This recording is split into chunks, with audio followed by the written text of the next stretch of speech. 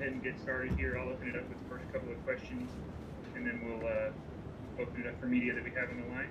Okay. We'd like to welcome Sam Bennett into the interview room at the 2021 Valero Texas Open.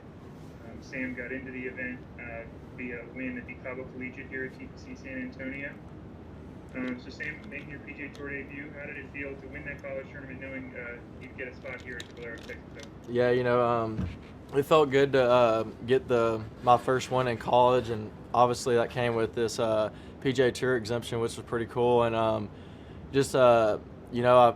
freshman year and sophomore year, just never could get the job done. Had a lot of top fives and top 20s, and just couldn't really find myself winning.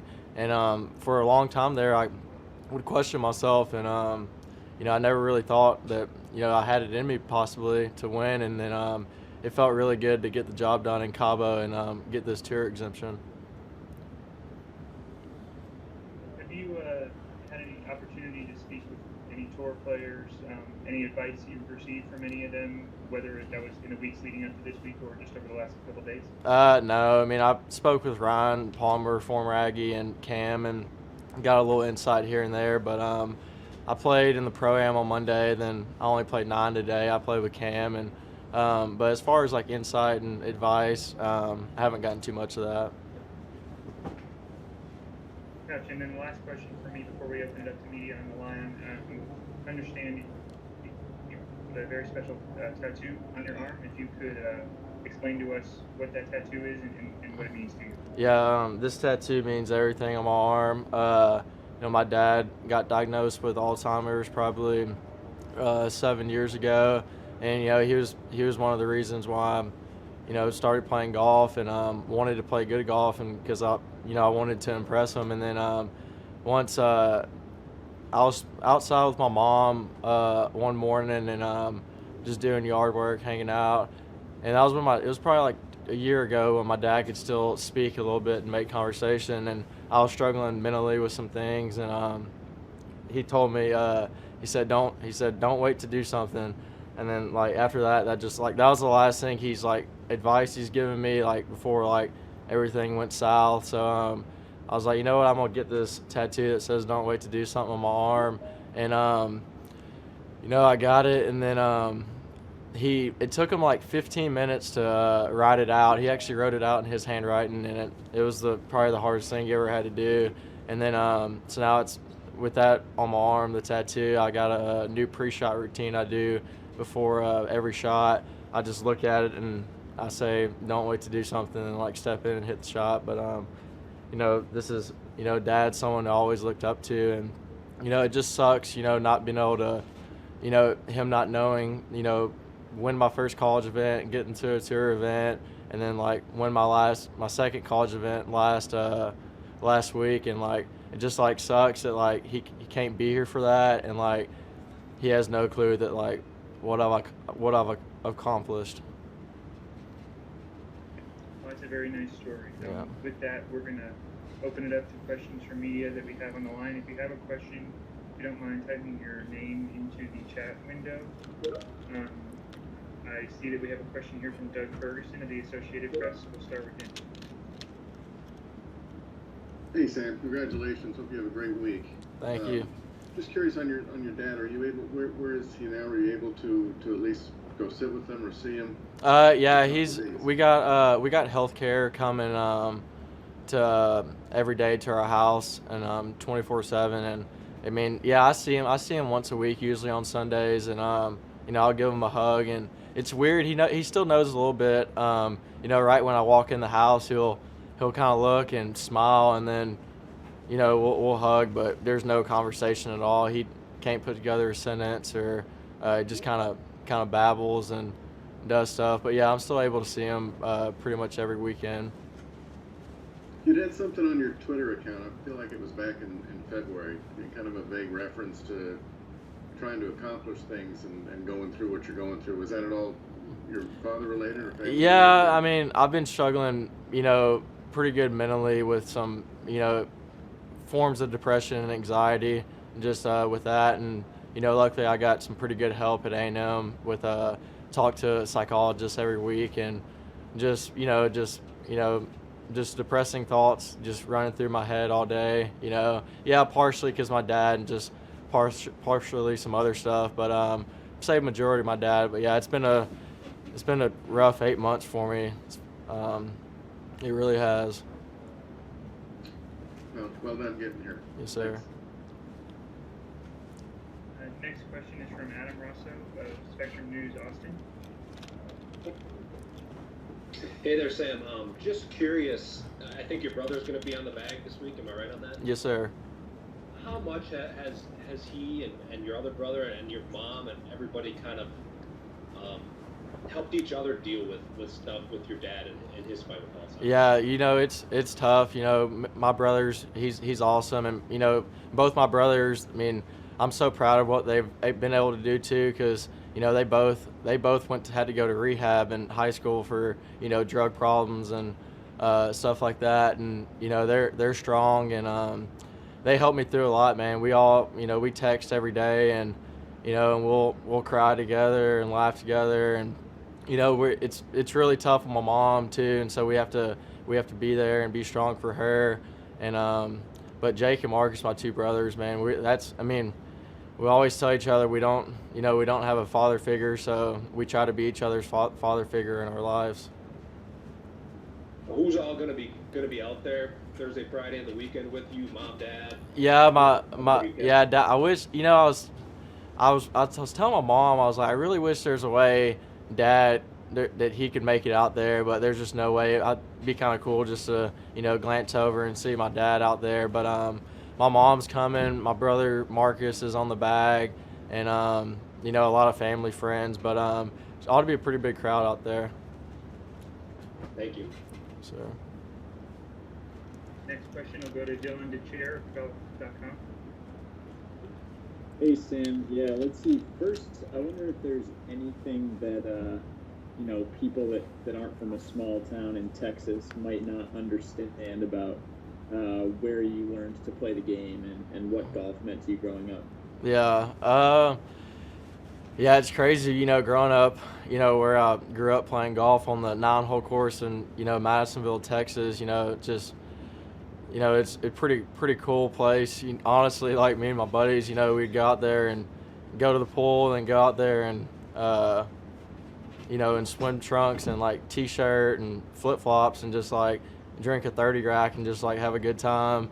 And so that was like always fun, and it's a lot different, I'll tell you that. Coming here and all the courses we play at in college, like I never played on something like that growing up, and but without that place, I'd have to drive 50 minutes every day to play golf when I was growing up, and I could just walk there. But I honestly love that place so much. And then now, having been through what you've been through the last 8+ months, is there any advice that you would give to someone else who's going through something similar, whether it be with a family member or someone close to them? Yeah, I just I have a buddy struggling kind of with the same stuff, and I just tell everybody that it's gonna get better. Like, I was afraid that it was some of the stuff I was going through was pretty scary, and I felt like there's no hope. I was even told my coach that, I've told him multiple times that, like, I think I'm going to have to take this semester off, like no school, no golf, and just to, get help. But advice I'd give to somebody going through some of this stuff is just like, you kind of got to know and have faith that it's going to get better, and you're not going to just be, stuck like that forever. Thanks, Sam. Have a good week. Yes, sir. Thank you. Next up will be Daryl Ruffett, KBTX. Apologies if I didn't get that name pronounced correctly. No, you did great. Hey, Sam, I wanted to know, first of all, is that course in Madisonville, because I've driven down 21, is it still operational out there by the airport? Yeah, it's still right there. Yes, sir. It's, well, I don't want to offend you, but it's pretty rough, isn't it? Yeah, it's a little rough. Hey, can you talk about just the excitement for you to be in a PGA event? And I know that you might be a little wide-eyed, but I do know that you're a competitor, man, you're not going just to play. Yeah. You're going to win. Exactly. But yeah. I mean, people have been asking me, what my expectations are for this week, and how I'm gonna approach it, and I've just told everybody that I'm gonna treat it like a normal tournament. While we play the game to tee it up and hopefully have a good shot coming down Sunday. But obviously it'd be sweet to make the cut too. That's the first goal. But yeah, I'm excited playing in my first tour event. Walking around and seeing the guys you see on TV like week in, week out, and just being able to see the tour van set up with all the clubs and equipment. And I don't know, it seems pretty surreal. I mean, sometimes I'm out here hitting balls and practicing putting, and I like have to question myself. I'm like, am I really in this situation like at this very moment? And I'm like, yeah, I am. It's kind of like crazy to like think, and I catch myself like thinking like, dude, like you're actually like here, like this is it, like this is like what you dreamed of doing your whole life, like what you've always wanted to do is play in a tour event. So like, I don't know, I'm still soaking it in, honestly. I mean, it doesn't feel real to me, honestly, but I'm really excited, Daryl. Sam, good luck, buddy. Don't wait to do something. Proud of you. Yeah, thank you. Next question will be from Justin Woodward, KAGS.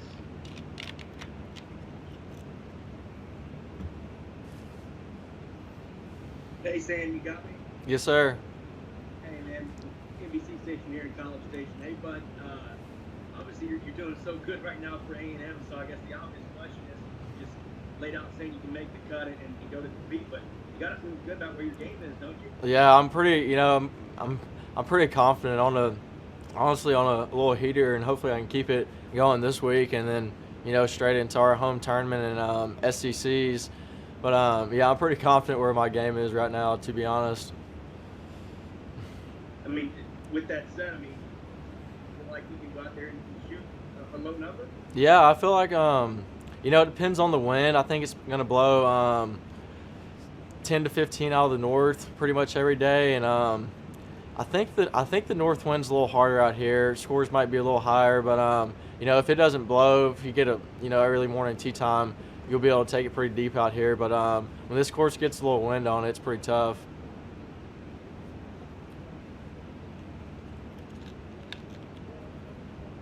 Thanks, Justin. And then we got another question from Doug Ferguson of the Associated Press.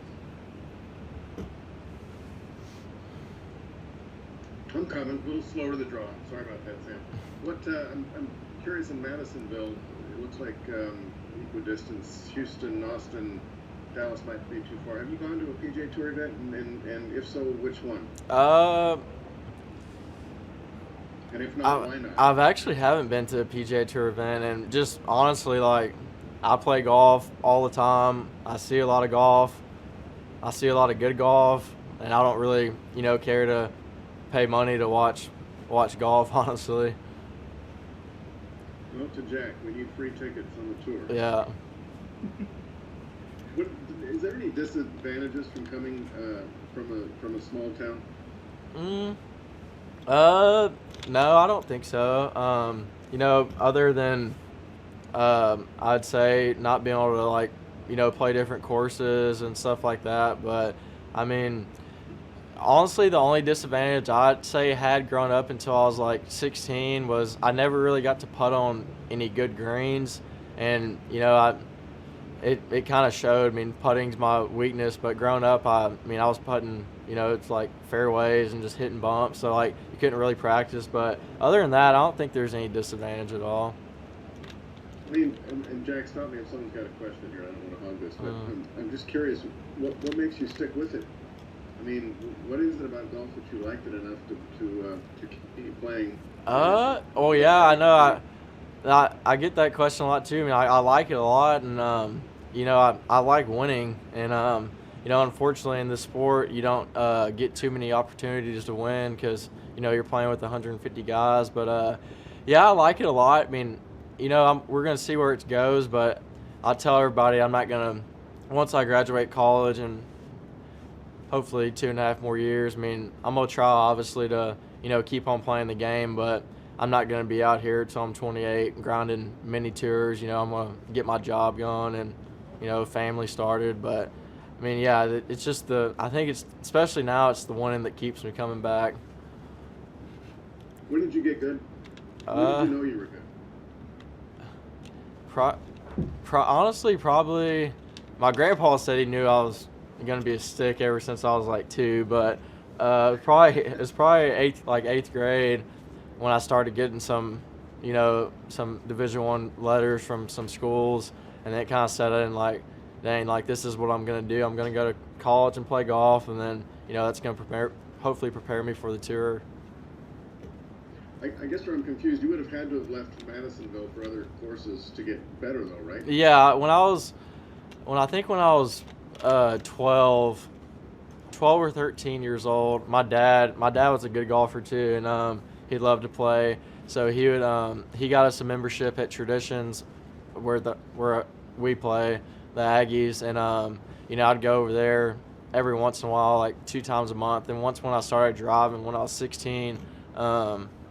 I'd go there pretty much like any time I could to practice. But that was a big time move for my dad, and I really appreciate that because, you know, it kind of helped, you know, playing out there and being around the, you know, some of the guys. And, you know, he was an Aggie, and he probably knew I was going to end up playing golf there, so it was nice to, you know, get a membership there when I was younger. Right. And lastly, just what are you looking forward to out of the week? What kind of expectations do you have, that kind of stuff? Yeah, you know, first and foremost, I just want to go out there and, you know, I hope me and my brother have an absolute blast, and I know we will once we get out there and inside the ropes. But I mean, I'm gonna try to win this week. I mean, that's why I tee it up, you know, and it sucks I can't take any money from it, but maybe next time. Yeah, free golf. Yeah. How old's your brother, Marcus? He's 25. No, he's 26. He's 26. He's married and got a little kid. Doing Where's good. he work? Mid-South. It's an energy company. Lineman. Yes, sir. Appreciate it. Thank you. Thanks again, Sam. Good luck. Thank you.